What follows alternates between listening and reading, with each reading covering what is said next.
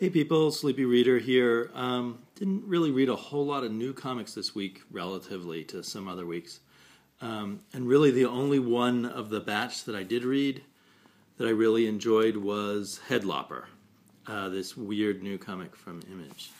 There was another new comic from Image called Faster Than Life, and it was kind of unbelievably amateurish, I have to say. I'm just shocked that it was published by Image.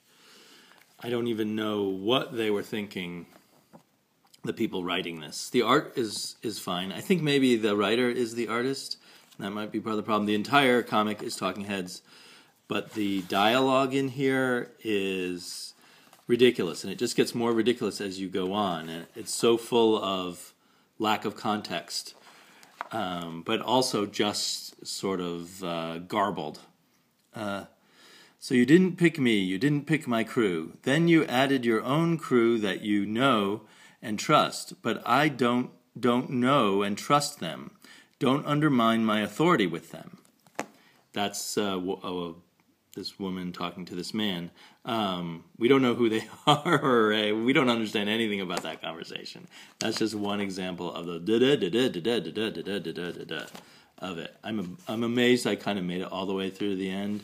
I did like these images at the end, and I like the teaser for next issue's cover.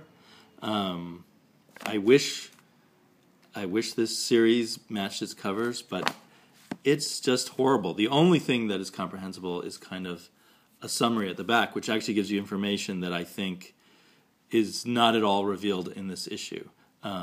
Like that someone who discovered the faster than light stuff actually got it from an alien transmission. So he didn't come up with the equations himself. But that's not in the comic book. This comic book is just such a joke. I cannot believe that Image published it. Up till now, I don't love every Image book, but I can, it has a certain level to it. This is on some other level. I picked up Nin Jack, I think I mentioned in my haul video, because I saw Juan Jose Ripe on the cover, and I just I don't see his artwork often enough, so I always want more of it. But this was subpar Juan Jose Ripe art, and in reading it, it was a decent comic, but not a must-have comic book. It's written by Matt Kint. It feels like I just hear about Jared Osborne talking about Valiant and how he's been cutting back his Valiant because they're good comics, but they're not worth $4 when there's so much else to pick. And this, individual sampling definitely confirms that kind of impression.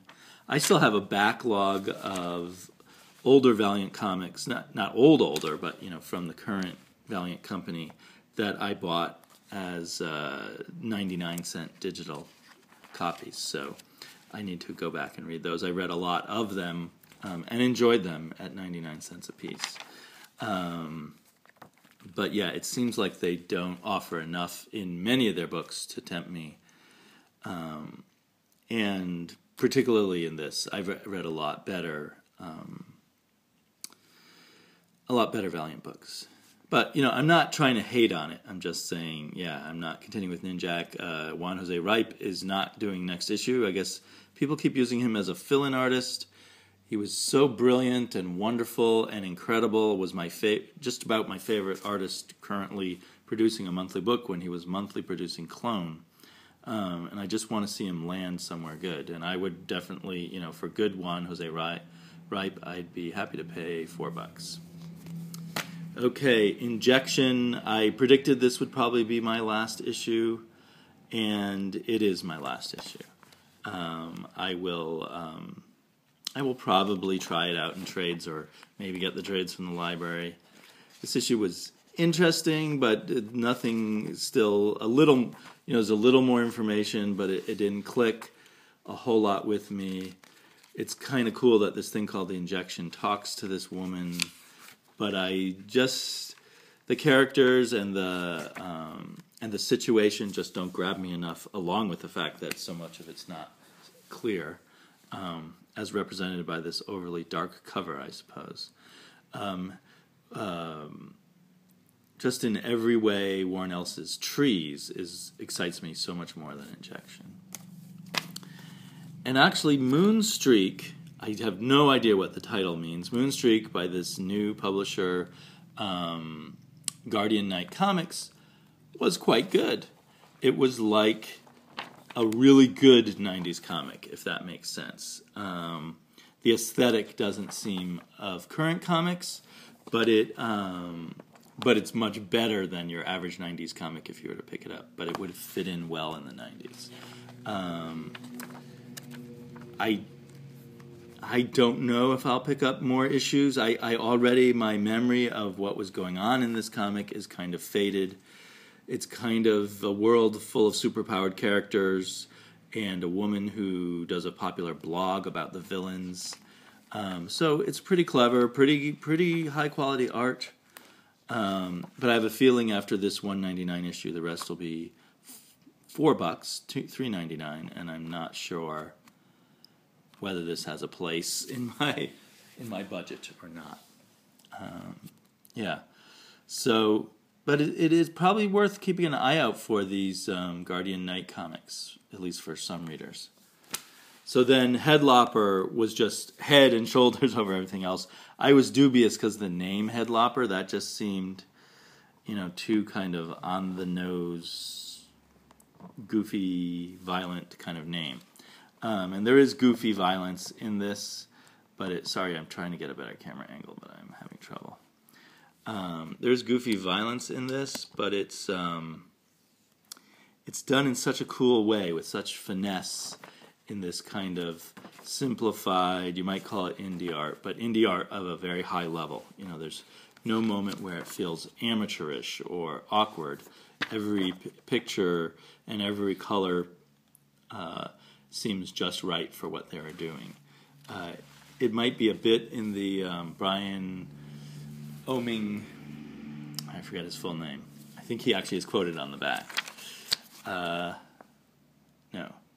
How come I thought he was quoted on? Anyway, the guy who draws Powers, it's a bit that kind of style, but it just seems to have its own flavor and its own sense of humor that is shown throughout without, it's not ba-dump-dump, there's a joke, but it just has a funny tone to it.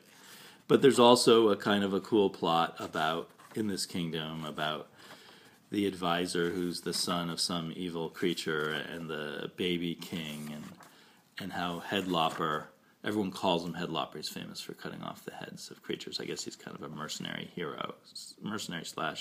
wandering hero. But it's just full of great touches, and so it's not at all like Gru, but I feel like the part of me that likes Gru kind of likes this too. But I don't know, a little bit of the part of me that likes European Mobius, etc. kind of comics is in there. I can see why he wanted to do a giant fat book. His pacing needs a lot of pages for it to really work just right. However, it is in 3 sections. He could have broken it into 3 comics. This is going to be a quarterly comic. I guess it's nearly 90 pages long. It'll be coming out 4 issues over the term of a year, and I'm definitely on it. I'm all sold big time by this first issue. So yeah, that's my. I've been reading a lot of back issues, or not a lot. My other reading has been of back issues, and eventually I may talk to you about Superman books and old Batman books I've been reading. But I'm not sure what my thoughts about them are right now. So I'll talk to you all later. Bye-bye.